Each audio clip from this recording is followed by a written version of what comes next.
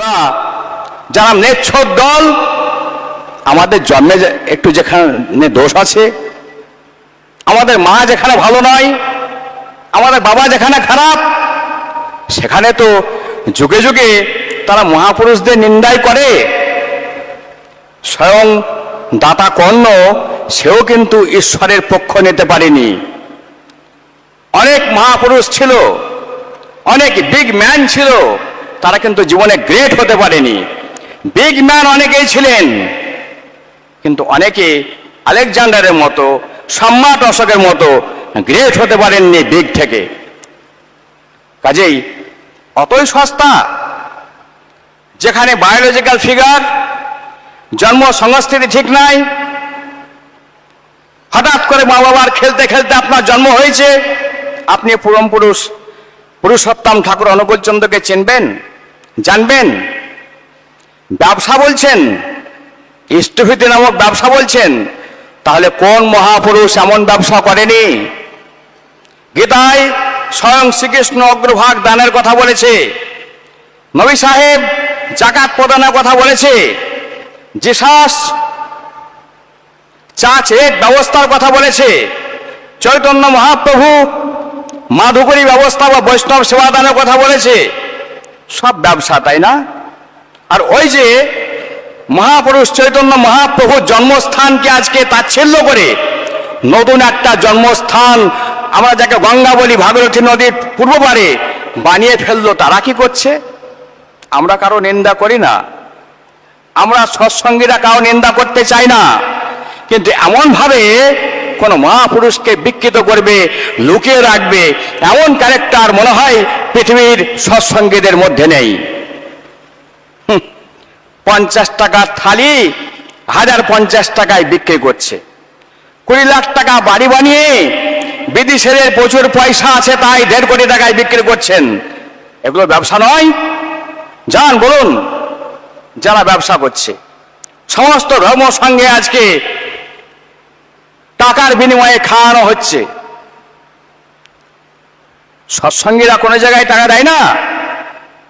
ঠাকুরের বলা আছে, ন্যাচারাল ক্যালামিটিজ বা মহামারী যদি হয় পৃথিবীর বুকে, তাহলে ইষ্টভীতির পয়সা খরচ করা যায়। আমার সৎসঙ্গদের ঘর করোনার টাইমে 10 কোটি টাকা সরকারকে দিয়েছিল। সিকিমে আরো একটা প্রাকৃতিক ঝঞ্ঝাট হয়ে গেল সিকিমে, সেখানেও 50 লক্ষ টাকা আমাদের সৎসঙ্গ দেওঘর দিয়েছে। বড় ধরনের ন্যাচারাল ক্যালামিটিজ হলে সৎসঙ্গ টাকা দেয়। সৎসঙ্গীরা পরিশ্রম করে, রোদে আগুনে পুড়ে, জলে ভিজে আজকে গোটা পৃথিবীর বুকে মন্দির তৈরি করছে, আশ্রম তৈরি করছে। লোককে ধাপ্পা দিয়ে নয়। জন্মগত ভ্রষ্ট যারা সৎ বা দয়ায় হয় না বস, ভয়ে শুধু অনুগত শুভের পথে পায় না রস। যারা জন্মগত ভ্রষ্ট, তারা আবার ঠাকুর বুঝবে কি? তারা আবার কল্কি অবতার বুঝবে কি? তারা আবার মহাপুরুষ বুঝবে কি? দেখেছেন, জানেন, কোনদিন পড়েছেন যে ঠাকুর জীবনে ঠাকুর হতে চেয়েছিল? ঠাকুর তো বলেছিল, আমি না হয় শালা ঠাকুর হইয়াম, অনেক তো রান্না বান্না করা ঠাকুর আছে, আমি না হয় এরকমই একটা ঠাকুর। লোকে তো শালা ঠাকুরও কয়, আমি না হয় তাই। তে তো কখনো বলেননি যে মহাপুরুষ হতে চাই, আমাকে প্রচার করো। আর এটাও কখনো বলেনি যে আমাকে পয়সা দিয়ে ইষ্টভীতি করো। এখনো লক্ষ লক্ষ লোক পৃথিবীর বুকে আছে যারা ফুলের কুড়ি দিয়ে ইষ্টভীতি করে, যারা মাটি দিয়ে ইষ্টভীতি করে, যারা ছাই দিয়ে ইষ্টভীতি করে, যারা এক খাবল বাতাস দিয়ে ইষ্টভীতি করে। কিন্তু করে তো অযোগ্যে অপাত্রে দান, দাতা গ্রহিতা দুই ম্লান।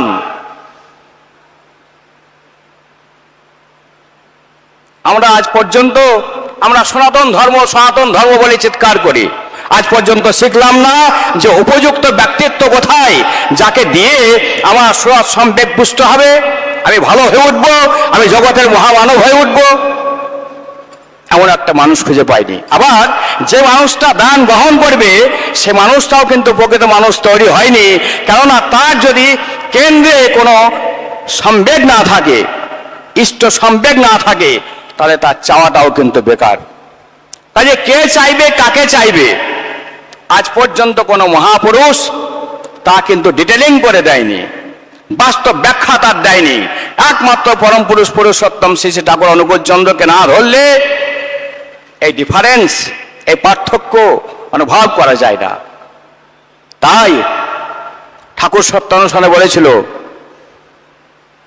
কোনো কিছু শেষ না দেখে কোনো মত পোষণ করতে নেই, তাই না? তাই আমরা যারা বোকা, আমাদের জন্মে যাদের একটু গন্ডগোল আছে, যারা ইনফেরিয়রিটি কমপ্লেক্স বা সুপিরিয়রিটি কমপ্লেক্সে আমরা ভুগছি, হীনমন্যতা বোধ বা হাম্বরাই ভাব, ঠাকুর বলল যে সমস্ত মানুষ এই হাম্বরাই ভাব বা হীনমন্যতা বোধ ভোগে, হীনমন্যতায় ভোগে, তারা কখনো জনপ্রিয় হতে পারে না।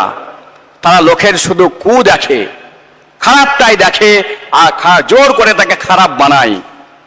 তাই এ যুগের ফেসবুক, এ যুগের ইউটিউব, এ যুগের ইনস্টাগ্রাম, তাতে দু চারজন কালপিট, অসভ্য, ইতর, নেচ্ছ থাকবে না, এমনটা হতে পারে না। তাদের সমর্থনে পরম পুরুষ ঠাকুর অনুকূলচন্দ্র বললেন, তথাকথিত আকাম কুকাম যারা করে তারাই কিন্তু আমার এই কাজ এগিয়ে নিয়ে যায়।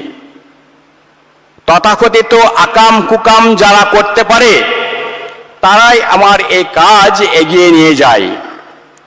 আর জিসাসও খুব সুন্দর করে বলেছিল, that he who declares himself that I am neutral, I don't believe him.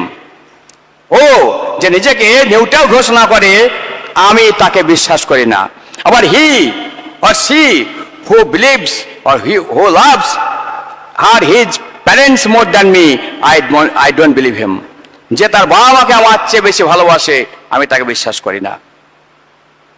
কাজেই এত বড় যোগ্যতা, আজকে লোফার ইতরদের মধ্যে এত যোগ্যতা তাড়াতাড়ি হয়ে যাবে আর ঠাকুরকে চেনে ফেলবে, পুরুষোত্তমকে চেনে ফেলবে, অতই সহজ। তাহলে কেন পুরুষোত্তম বললেন যে পুরুষোত্তমের কীর্তি আচরণ তিনি না বোঝালে বোঝে গঞ্জন? পুরুষোত্তমের কীর্তি আচরণ বুঝতে গেলে তাকে ভালোবাসতে হয়, তাকে আজ্ঞা চক্রে ধ্যান করতে হয়, আর ধ্যান করতে করতে পরম পুরুষের অন্তরস্থ সম্পদ আমার মধ্যে উদ্ভাসিত হয়ে উঠবে, তাকে বলা হয় মেডিটেশন। আর আমি তার রঙে তেমন হয়ে উঠব, আর এই জগৎকে তেমন ভাবে ভালোবাসতে পারবো। আমার প্রত্যেকটা রে, সূর্যের প্রত্যেকটা রে আমি তেমন ভাবে অনুভব করতে পারবো, ঠিক আমি যেমনটা ইষ্টের মধ্যে চেয়েছিলাম। তো যাই হোক, আমরা 9 নবগ্রহ পড়েছিলাম, 44,000 গ্রহ নক্ষত্র যা আজ বিজ্ঞান আবিষ্কার করতে চলেছে। এই প্রথম সেই বিবর্তিত ছন্দে ছন্দায়িত হতে হতে, অর্থাৎ রাম, কৃষ্ণ, বুদ্ধ, যিশু, মোহাম্মদ, চৈতন্য মহাপ্রভু, শ্রীরামকৃষ্ণ বিবর্তনে ছন্দে ছন্দায়িত হতে হতে আজকের যে পরম পুরুষ ঠাকুর অনুকূলচন্দ্র, তার মুখ দিয়ে এই এত আবিষ্কৃত জিনিস আবিষ্কৃত হলো। আরো বহু কিছু আছে যা আস্তে আস্তে আস্তে আস্তে আবিষ্কৃত হবে।